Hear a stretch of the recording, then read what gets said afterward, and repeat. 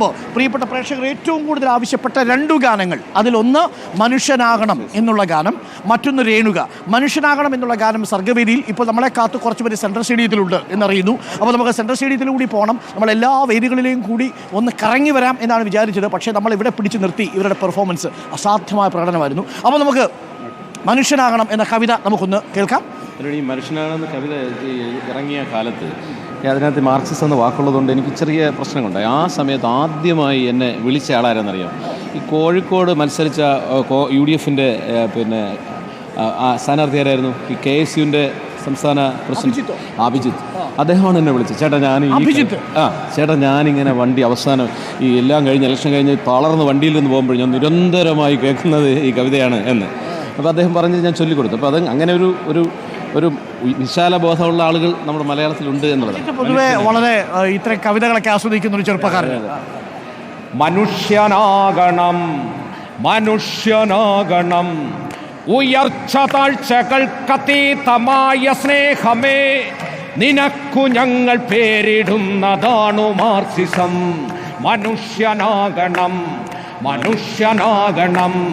ഉയർച്ച താഴ്ചകൾക്കതീതമായ സ്നേഹമേ, നിനക്കു ഞങ്ങൾ പേരിടുന്നതാണു മാർക്സിസം. കൊന്നു ഞങ്ങളെ കൊന്നു തള്ളിടാം, ഞങ്ങളെ കൊന്നു തള്ളിടാം, എങ്കിലെന്തു തോൽക്കുകില്ലതാണു മാർക്സിസം. തോറ്റുവെങ്കിലില്ല മാർക്സിസം.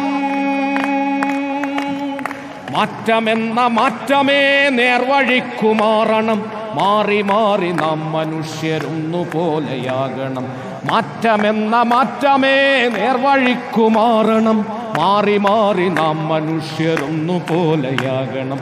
നേർവഴിക്കു നാം കൊടുത്ത പേരതാണു മാർക്സിസം. ആ നേർവഴിക്കു നാം കൊടുത്ത പേരതാണു മാർക്സിസം. കഴിവിനൊത്തു പണിയണം, ചെലവിനൊത്തെടുക്കണം, മിച്ചമുള്ളതോ പകുത്തു പങ്കുവയ്ക്കണം. ഞാനുമില്ല നീയുമില്ല നമ്മളാകണം,